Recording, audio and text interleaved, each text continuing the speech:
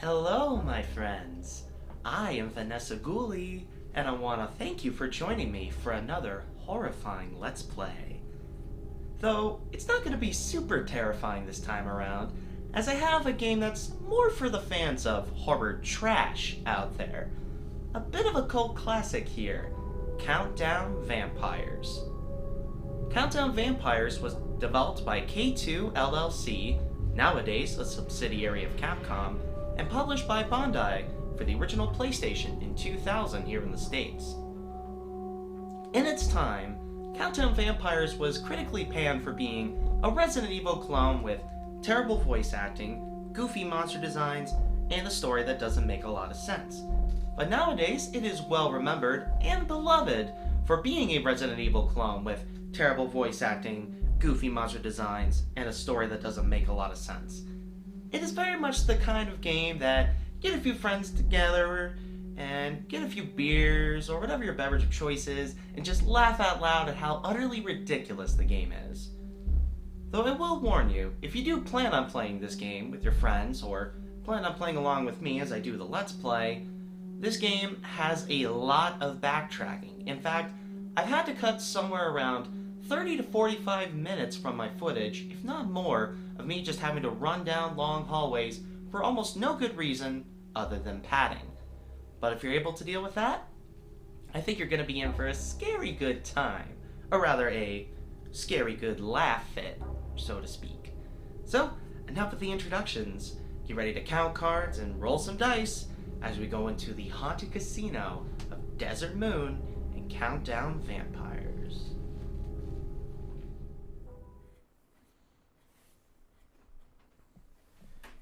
Now loading. Now loading what? Garbage, that's what. And I ain't talking about the band. Warning, the contents of this game are entirely fiction. That's why we're not going to leave the warning screen up long enough for you to read the whole darn thing. At least you would just push X to skip it in any other horror game.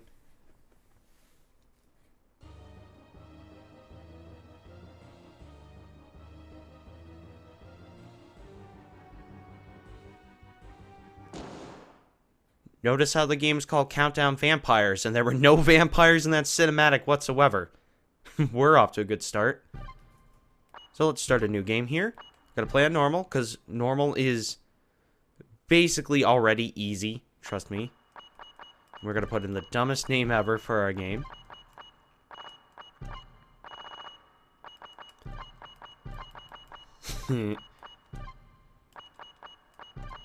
In case you were wondering, this is an inside joke between myself and a friend of mine. But if you've watched Whose Line Is It Anyways, you will also partially get the joke. Words that sound dirty but aren't. Now, I've heard the blood type changes aspects of the game. Because I believe it's in Japan where your fortune is told via your blood type. Kind of like your zodiac sign. I don't remember exactly. But I'm sticking to the same I did last playthrough. I'm a homicide detective from a neighboring state. Are you sure you don't mean Tatooine, Anakin Skywalker? For a very simple reason. I'm working as a guard for the VIPs at the Casino Hotel opening party. Specifically for a very simple reason. I hate sentences like that. We're definitely off to a good start. K2C, short for K2 LLC, like I said. You're probably not gonna recognize any of the names in here, as I believe this was like the first actual game they made. Well, as a studio, these guys formerly worked at SNK and a couple other studios and came together. But that doesn't matter in the grand scheme of things. What does matter is that we have the waitress that our hero is like, wonder if she's busy after work. Because you know he's thinking that. And then we have the magic drink, because she puts the red drink down on the table and then brings it up, unless she had two red drinks, which she clearly did not on that tray. Video game logic. Pyrotechnics and pole dancing. That does not sound like a particularly good combination. I mean, even James Hetfield has burned himself on pyrotechnics. I don't know if Sean Connery has, because he's here at the bar for some reason. And then we have the lady whose chest we see before we see her face, because What would be a horror movie without good old-fashioned TNA? Am I right, folks? I think we actually saw the dancers' faces before we saw any TNA. Yeah. Yeah, so you see TNA on a character that's supposedly a protagonist in this game, but before their face, but not the strippers. It's kind of funny logic. Kind of like this shot here. It's not Jason. Glass break for some reason. And then we have the security guard who sees a cat and doesn't, like, try to pull it to safety, even though it's in the middle of a crowd like this? Oh, okay, it's an evil kitty. That's fine. And then for some reason, we have some people look like they're about to pull off a raid. So what is this, Ocean's 11? So that's George Clooney right there, and that's Brad Pitt? Makes sense to me. Desert Moon.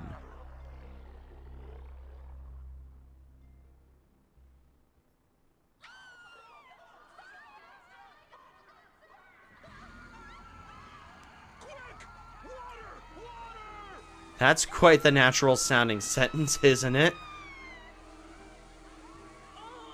Also, that didn't look like water spraying. And there you go, one of the most stupid looking transformation sequences ever.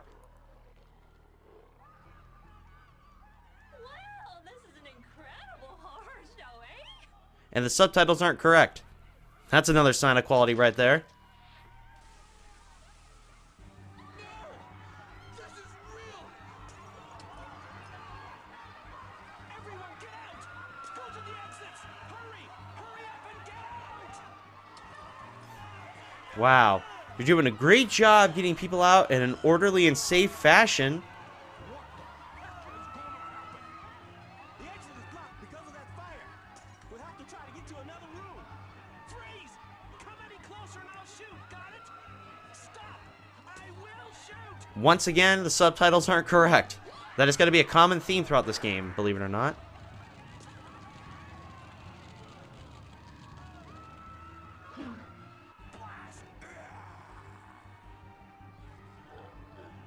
And he was saved by another vampire, apparently. And this guy with the Nerf gun. That must be the world's most awesome Nerf gun if it actually knocks down people.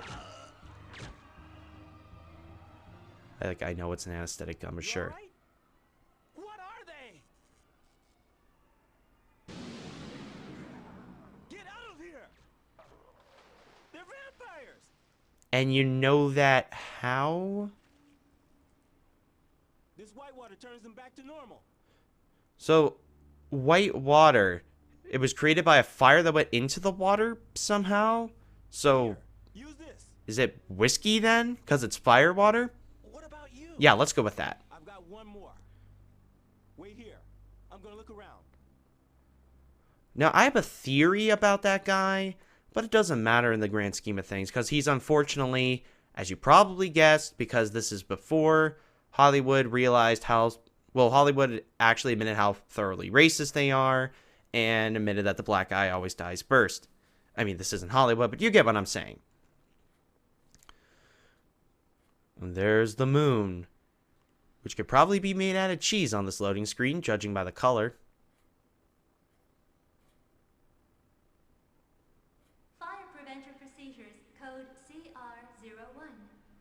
Club Regan will be sealed off in 3 minutes. Please leave Club Regan immediately and proceed to a safe shelter area. And there's another example of bad translation. I'm sure most people watching by now knows about the problems with L and R sounds in Japanese, which is why like R and L get mixed up so frequently in translations to English. So it's supposed to be Club Legan, that's what's on the signs, but the announcer says Regan. Yep, that security guard died. And he gets a very undramatic death. Man, how great is that, everybody? Excuse me. Well, a burp is all this game deserves. Also, what kind of fire prevention code would close doors like that, preventing people from getting out?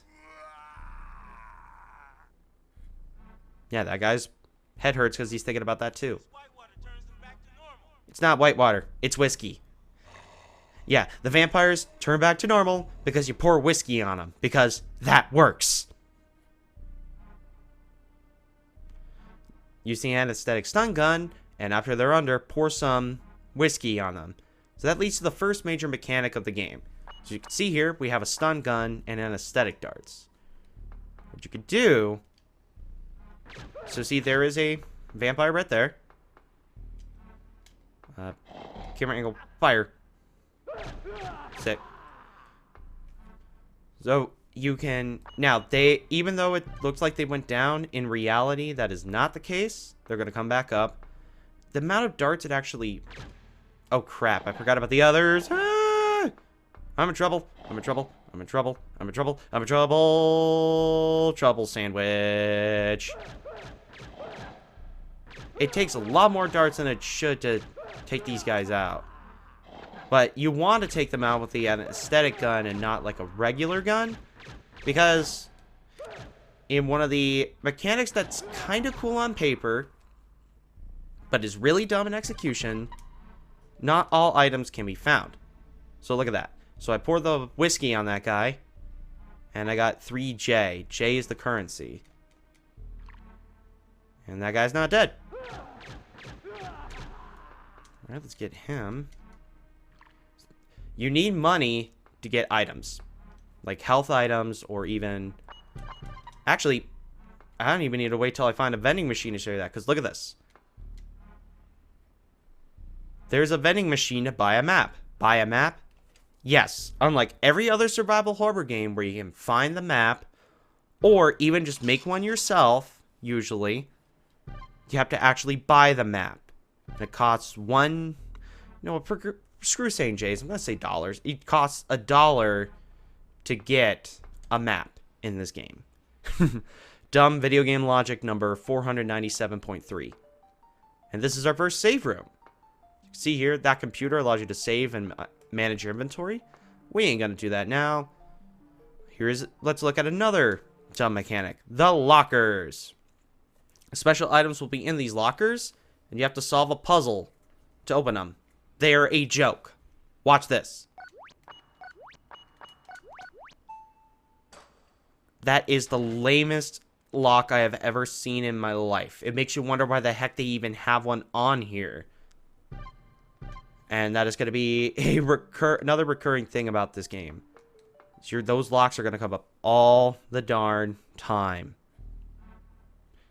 Like, imagine, like it's not a big deal, but imagine, like, anytime you wanted to operate your coffee maker, you had to solve that kind of puzzle. That would just be painful, wouldn't it? A drink, that is our health item. It's not a whiskey. It's probably a juice.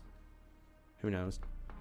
Now, one nice thing about this game, all items you can pick up are yellow boxes.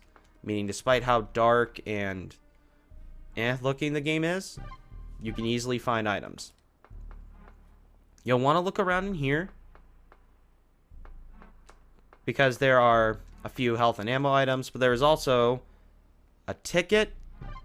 Yep, that's the Kino ticket. We won't need that till a lot later, but you'll need that. And you'll need the special card we got in the save room. So the first of these rooms we're going to go in. Cheryl? Is that Cheryl? Well, not the Cheryl Silent Hill fans know, but yes, the Cheryl room is indeed the first one we are going into.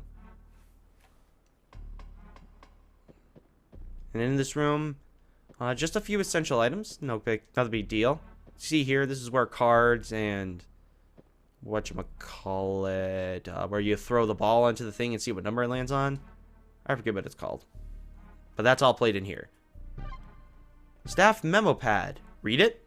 Yes, we will. Kino ticket. First game, 000. And then check this out. 3 cards. 2, 5, 6. Remember that now. Don't worry, I'll remember it for you. Kino ticket written on a memo. Playing cards 2, 5, and 6. What does this mean? Something you won't be dealing with for about an hour in this game. I am not kidding. Probably the biggest issue with Countdown Vampires as a game, more than anything, Like, well, other than the detection when picking up items, it's a little finicky. Forgot about that. But one of the issues with this game, this game is very much in the so bad it's good category. It's one of the reasons why I really wanted to show it to y'all tonight.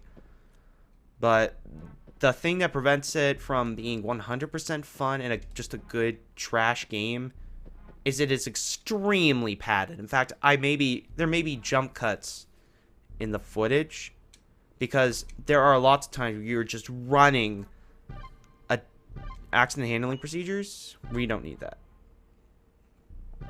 But it's been made into a file so we can read it later. And another locker with a dumb puzzle. There are some distances you have to walk in this game getting an item where you need it. That I kid you not. Oh, I kind of messed this up. Oh, never mind, I didn't. That feel like you're walking from one corner of the Spencer Mansion from the first Resident Evil to the other, and then back in a diagonal pattern. Alright, we got another VIP pass. Can't use that just yet, but that's fine. Because we need to go back to... We actually need to go back to the room we started in.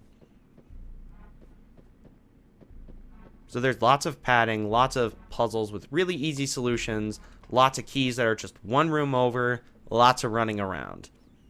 And if the game were, I guess, pretty, it would be fine, but this game is really not that pretty. Especially if you play it on an HD TV. Holy crap. So we need to next go into the Alice room. If I can remember where it is. This is one of the few times that I will admit I am a fixed camera angle tank controls apologist. Especially if you're playing on an original DualShock, because, oh my gosh, the original DualShock is one of the most awesome controllers ever. It's probably my favorite controller ever made. But, oh, wrong one. Need to find the Alice door, but sometimes I can't tell where the heck it is. Unless, oh, wait a second, wait a second. It's the other door in here, isn't it? I've got some notes helping me remember what's behind each door. Because let's face it, no matter how many times you play survival horror games, you're going to forget a few details. You're going to forget a few doors. And I try to make sure I was prepared. But nope, I ain't nearly as prepared as I thought. I am a great horror host, ain't I? I'm going to go up the other Cheryl door. And you see... Oh. Okay, this is not what I thought it was. But I should be able to show you now the other dumb mechanic of this game. And how dumb the vampires look. Oh, that's right. We did need to come this way for one more ID card. But look at this. This is a vending machine. You have to pay money to get healing items. Sadly, that is a real mechanic. Well, since we got some money, here's what I'm going to do. I'm going to buy another drink. And it only lets you buy one item at a time. And I'm going to get hit. And then we're going to go back to the vending machine. And we're going to get a bottle. The bottle is... Now, you would think the bottle would be like a red herb or something you mix with a green herb or like something along those lines. It is not. You use it to hold multiple drinks at once. I kid you not. So it's basically like, imagine if you couldn't mix herbs in Resident Evil without having, like, you know how you always see like a piece of paper with the herbs, like as if you were creating a joint or something? Not that I would know that. I am not a weed smoker in the slightest. Hate the smell, and I'm sure I'd hate the sensation if I tried. But imagine like if you couldn't mix the herbs without the paper. Yeah, that bottle is basically the paper. Once again, I remember, I think it was either the first or second time I ever played this game. I bought a bottle thinking it was a stronger health item. But in reality, it is not. It just allows you to combine the smaller items So I was like desperately trying to heal in an encounter with one of the game's first monsters. And I need to check my health. I think I took a lot of damage. Might as well.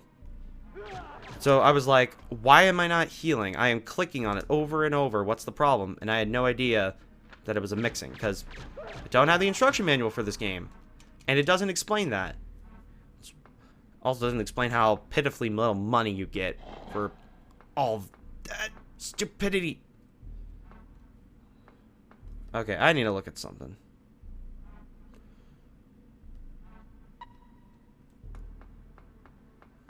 Okay, that's one door. That's back to Legan. We can't go that way. So I guess I did have to go down. I probably forgot a step in writing some of this out. We're going to go down the Nancy hallway. Which brings us to an annoying piece of music that plays super frequently through this game. Get used to this song. Yeah, this game does not have good music. Grab the item. Another anesthetic dart. But I'm going to, right now, I'm going to try to make some space between myself and the... That one was like just walking against the stage. It's like, oh, the dancers are gone, but maybe if I like stay right next to the stage, like they'll come back out again. When you have another issue with this game, and it's not bad in a frustrating way. Oh, I could have saved myself some money. I forgot the bottle was there. One thing that kind of ruins the scares is, well, if you've played classic Resident Evil, you know that a lot of times the hallways are small, so it's hard to get past enemies. You would have to plan a proper path or have the loaded weapon ready. Not the movie, but a loaded weapon. But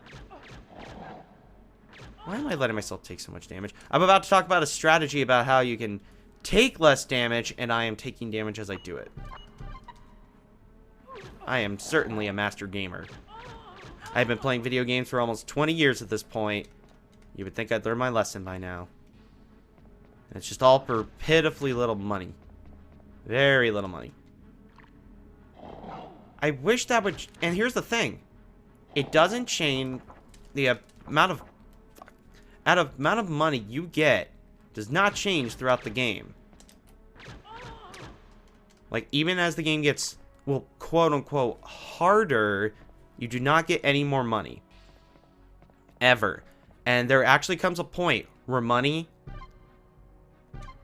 is useless. Because there will be even though this game built up this mechanic of saving vampires, okay, that's right, that's where the Alice door is. I just missed a step in my notes. And even though you have that Nancy card, you're using it to get into the Alice room. Nice.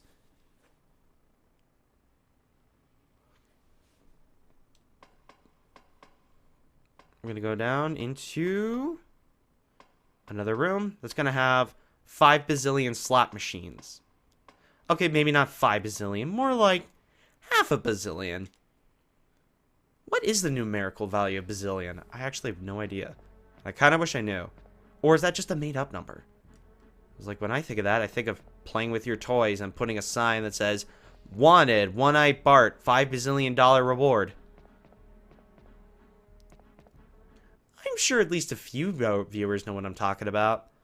Or maybe it is like my mother tells me, what Mama Ghoulie tells me, that just, I have a memory, my memory only seems to remember the most stupid information that no one else can remember. I notice we just got some bullets. Because guess what we're going to get in here?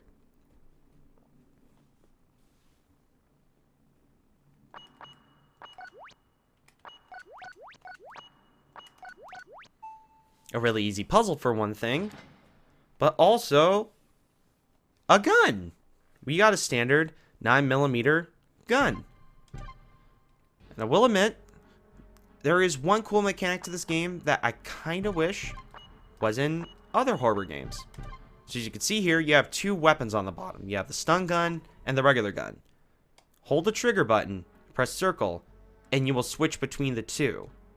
Which is really nice. Imagine if you could just seamlessly switch between your standard rifle and a shotgun at a moment's notice in Resident Evil 1. that would be awesome. And, well, okay, I guess to be fair, you can switch weapons on the spot in, like, Dead Space and Resident Evil 5, but I kind of like it just being one button. Now, sadly, one weapon always has to be the anesthetic gun. You can't do, like, you will get a shotgun later, but you will not be able to switch between just the rifle and the shotgun. Actually, I don't know if that's a rifle. Gun experts, feel free to correct me. Though I would quote a certain 311 song, but I know people would probably hate me for it. There's a drink. Let's not have it now. Let's save our drink for later. Kind of like all our whiskey. We could drink our whiskey, but we have to use it to save vampires. Seriously, it's literally fire water.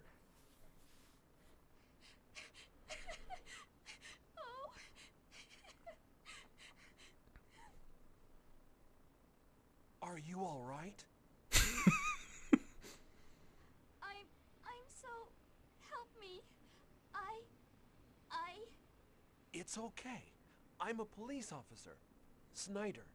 Keith J. Snyder. Oh, police officer? I came here as a VIP guard. My name is Misato. Misato Hayakawa. I work here. It's my first day. Well, of course it's your first day. This place just opened. Well, then you probably don't know where the exits are. Up, sounds like they're testing homemade pyrotechnics next door. It's all right.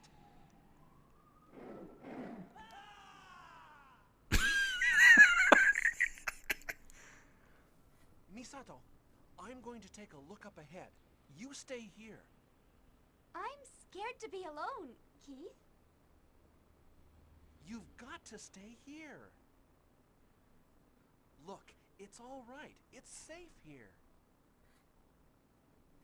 Well, okay. Yeah, it's totally safe right next to Right back. slot machines that say Metal King. Now, here's the thing. He tells her to stay, but she will follow you in this room. Top tier voice acting.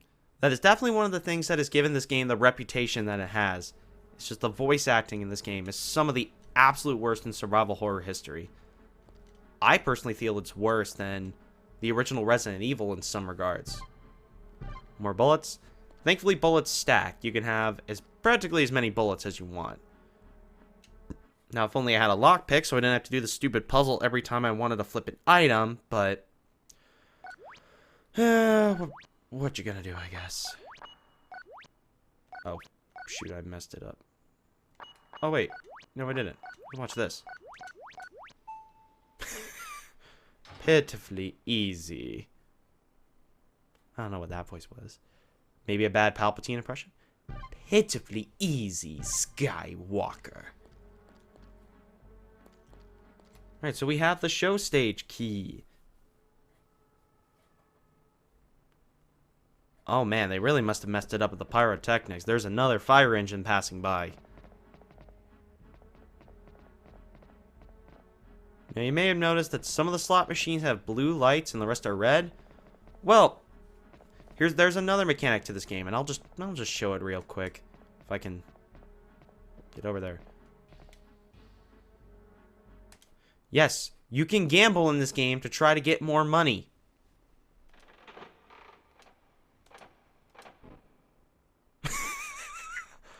That's great. Yeah. There is, as far as I know, there's like no real timing to this. But I'm also not a gambling lady, so I couldn't tell you. So now we have the show stage key, and that is actually very important. Because now we can actually go into the stage where the dancers were. Which is really cool. Or some of you might think that's cool, but yeah, you're not going to see anything, folks. This game is really mature, but it's not really mature for that reason. Oh, I went the wrong way. That's another problem with this game. It visually repeats itself a little too much. You could tell in many ways I have a theory this game was just very low budget. After all, this was like the first game from this new studio. So that's why they did a lot of padding and whatnot to make it feel longer, which I really don't like. This game is 2 discs, but if you took out some of the padding, it feels like more like half of a 1-disc game. Which honestly, I would rather play a 4-hour game that uses the 4 hours perfectly than a 20-hour game that feels bloated. But I've also never minded short games, and I guess I'm kind of in a minority on that, because everybody's like, a game has to be at least 20 hours or it's not worth it. You know, all the people refunding indie horror games that last 2 hours, even though sometimes those 2 hours are incredible on their own. Or, like, the people that were complaining about Resident Evil Village being 10 hours long. I'm like, guys, are you just playing the game as a full-time job or something? Like, how long do you need your games to be? Well, whatever. Oh, wait a minute, that's right. I don't have that key yet. But we have this key.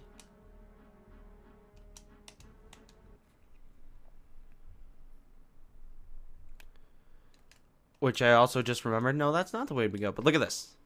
2 more slot machines. Right there. And another 2 slot machines right there. And another 2 right there. So there are 6 slot machines leading to... There's an elevator, but there's no power, so it's not moving. So between one door to another, there are 6 slot machines and no water fountains.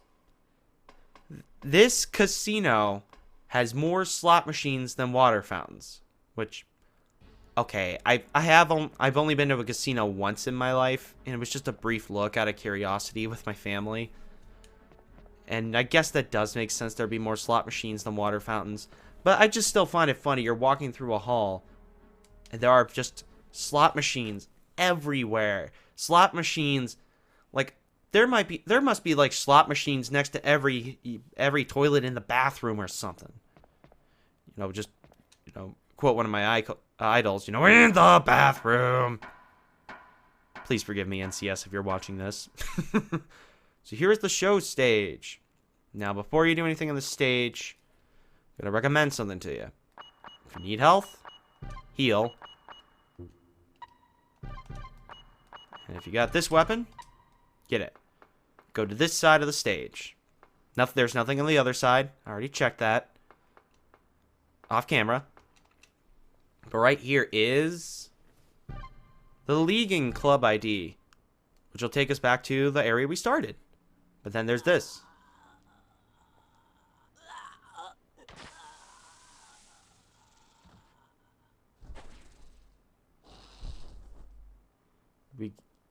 No dramatic music sting or anything. The music doesn't even change for when it gets up here.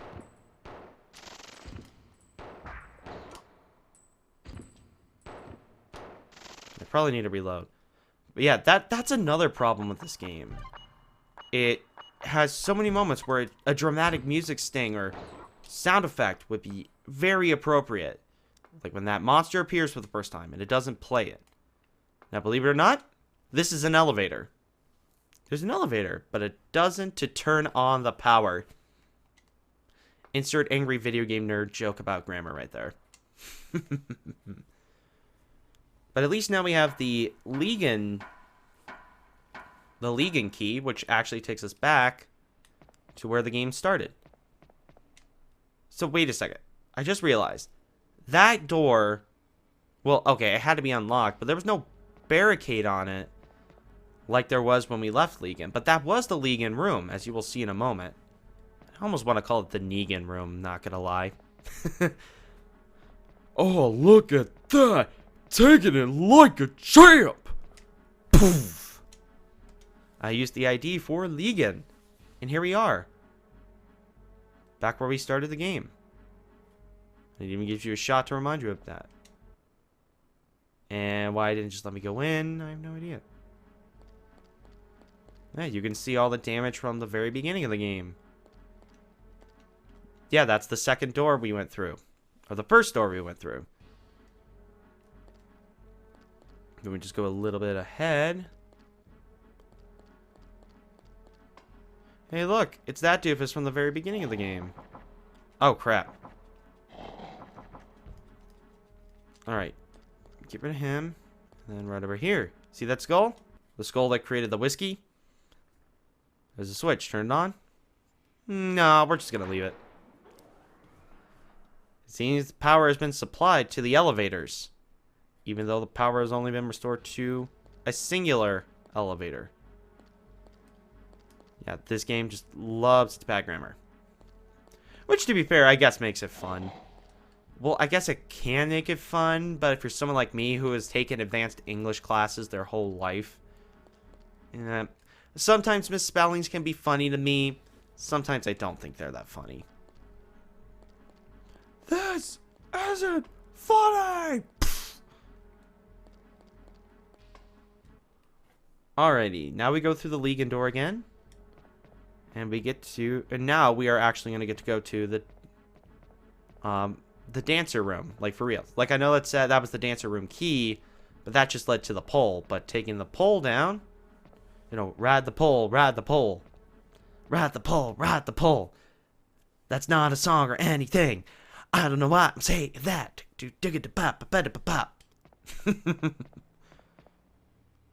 So, padding, padding, padding up the freaking ladder.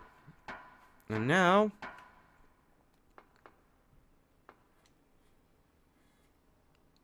get an FMV for some reason. With in-game graphics, though. I don't know why I couldn't just animate going down, but, well. And you hear that music? We got another save room. We also get a shotgun. Yeah, if you go through the lockers, you're going to get some extra items. I don't know about anybody else, but by habit, whenever I play a classic survival horror game like this, I will literally run against walls or tables or anything and just keep rapidly tapping X to make sure I pick up anything, even if I don't clearly see it. There's a videotape. Ooh, wonder what kind of tape is it? Is it a training video? Are we going to learn how to dance like those girls? That sounds entertaining. And by entertaining, I mean not really. Operations manual. You'll want to read this. I'll read it. Should an emergency occur in the casino area, the computer's security system is activated. The computer is designed to automatically seal off the casino area. To override the security system, 3 ID cards are needed. And then that's all I'm going to tell you, because I'm sure you don't want to hear that. I don't know what the hell accent I was saying for an extended period of time. But there is a save computer, but the first thing we're going to do is access this computer. The computer is on. Of course it's on. Well, then again, this is old-fashioned where your monitor is separate from your computer. I remember as a kid not understanding that. Press the enter key. Welcome to the Screaming Moon. And you need to pick 3 IDs. And every time you pick an ID card, it gives you a couple letters. And I believe there's like one you purposely ignore. Yes. And then 1 letter password only. Gee, I wonder what the letter is. Gosh, these puzzles are so dumb. I mean, at least that gets us to the next area, but it's dumb. I swear there's... Oh yeah, there's one more item in these lockers. What is that? Is that a candy bar? It's food. It's a candy bar that says food. I love it. So at this point, we are going to save our adventure. And then after we save... Actually, I'll show you item management real quick, too. We're not going to use the stun globe, so F that. Don't need the Kino ticket yet, so F that. Don't need the videotape yet, so F that. And don't worry, all the item boxes are 4th dimensional. But let's save our game.